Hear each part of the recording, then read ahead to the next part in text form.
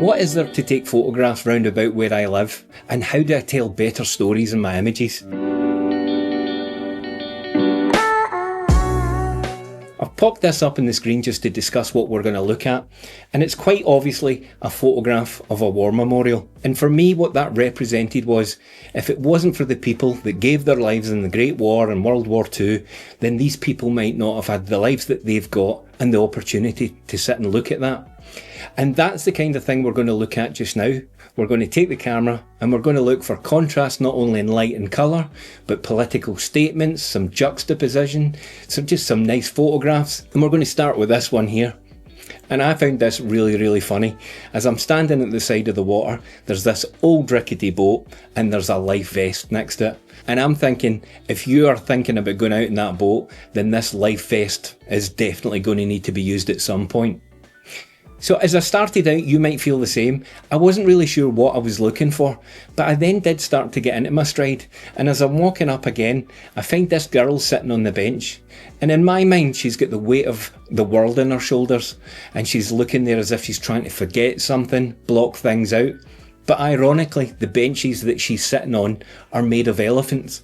And as we know, elephants are the animals that never forget. And to me, that just kind of tickled my fancy a little bit. So that's the shot that I got.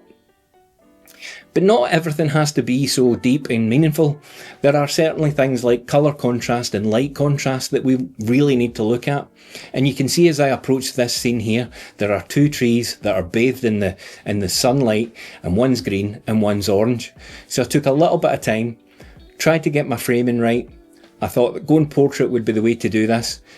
It's not the best shot that I'll ever take, not a lot of these are, but they're really there just to illustrate a point, that with this, I've got the sunlight cutting the photograph in half, and I've got two colours that are opposing each other or contrasting each other. So again, quite a nice shot. And that was one of the things that I noticed on the day. I was thinking about going out 3 hours early. The sun would have been too high and I wouldn't have got this lovely warm glow or these sweeping shadows from the side. And again, in this image here, you can see just how warm it is. That little traffic light or the street light is lit up as if it's on, and the church in the background has that lovely warm shadow.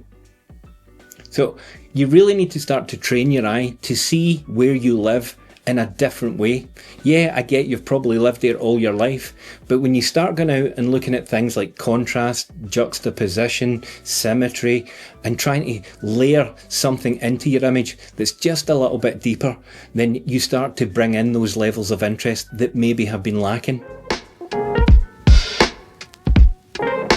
And I moved on thinking about the light and how it is shaping most of my shots now.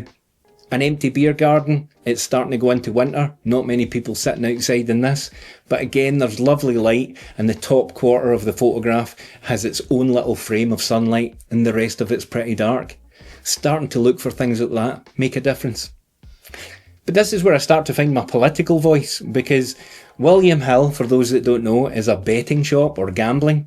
And what I loved is the fact that you've got the beautiful church and religion sitting in the back, and those two things tend to not go hand in hand.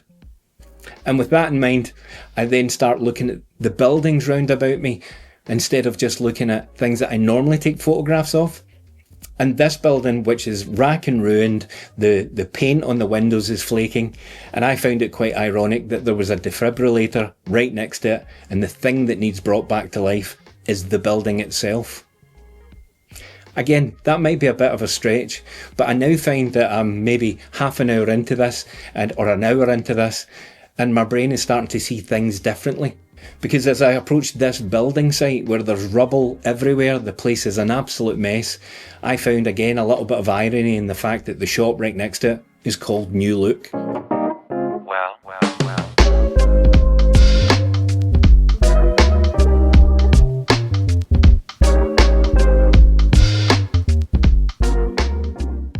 Now on to probably what was my favourite image of the day.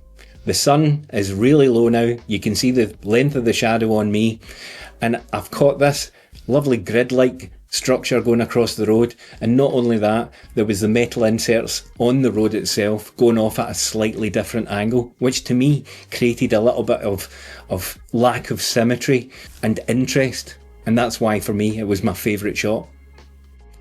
Starting to get a little bit more political here, and I've taken a photograph of an empty bike rack that we have paid for, and in our country exercise isn't as important as it should be, and you can see nobody's using it. So again, you're kind of looking for things that contradict each other. We've made an investment in health, yet nobody uses it. So what was the thought behind it? There is always different shadows, different patterns, and that's what you've got to look for. In this image here, there is nothing spectacular apart from a railway bridge, but it's that shape of the light cutting in from the right hand side that I found really, really appealing. As I start to walk back to my car, thinking I've got enough, I pass these two dumpsters, which are horrible, they're overflowing, and the political side again comes out in me, because the image there says food waste only, there's not a bit of food there, and yet it's filled to overflowing, and when is that going to get emptied? Not very nice to look at. It does make an interesting photograph. And here, if you've never been to the UK, bear this in mind. 2 yellow lines means don't park your car here, yet this car is even over those lines.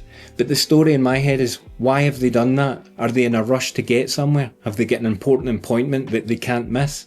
And on my final loop, I've come back to one of the buildings that we've already seen, but this time I noticed the big anchor on the side of this decrepit looking building has got a for sale sign on it.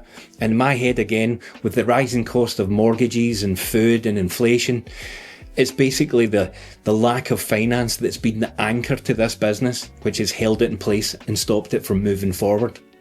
Again, maybe a little bit of a leap in my mind, or your mind, but that's what I saw. And my final shot of the day, a lovely shot of this pigeon, lovely colours on its neck, and the thing is, the bin in the background is telling you that the only reason that's there is because people like us, humans, can't keep things nice and tidy. So there you have it, guys. It's no longer an excuse to say I've got nowhere to shoot and it's not a nice day or the surroundings aren't very nice. You just need to change the reason why you're going out with your camera. And to talk about what we looked at there were 5 main concepts. The 5 things we looked at was contrast, juxtaposition, symbolism, humanity and storytelling. So from all of these little shots, from an overflowing bin to a parked car on a double yellow line, there's lots of things that you can do to try and bring that level of interest. From contrast, we saw different light structures, light and dark. We also saw contrast in colour. They're the very, very obvious ones, but you can have contrast in something that's old, something that's new. And taking that then a little step further, you move into juxtaposition, where the two things that are contrasting are maybe fighting against each other. And a good example of that was the gambling shop and the church. So they contrast each other, but there's also juxtaposition there. Symbolism, we looked at different symbolism in there. You can think of the anchor on the side of the building. That symbolises the weight of the finance that's potentially led it to going bust. And then we looked at humanity. And we saw good sides of both there. The very first image with the mother and the son looking at the war memorial, a very human story, and then all the way through to an overflowing bin where people aren't taking care of their surroundings. Very human stories. And then finally about storytelling and a message. And probably one of the better examples of that would have been the girl sitting on the bench. What was her story? What was she thinking about? And that was something that was bouncing about my head long after I took the photograph. And that's the great thing about photography. If you manage to capture these moments, you immortalise them. And the person that ends up viewing them, they can take whatever they want from the photographs, because ultimately it's all down to interpretation. I think I may have made a leap on some of my interpretation, and you might see something totally different. And that is the wonder of photography. So now that you know what you're looking for when you go out, it's really important that you know how to compose your images. And if you'd like to see a video on that, then I'd watch this one here. Thanks for watching, guys, and I'll be back next week as usual.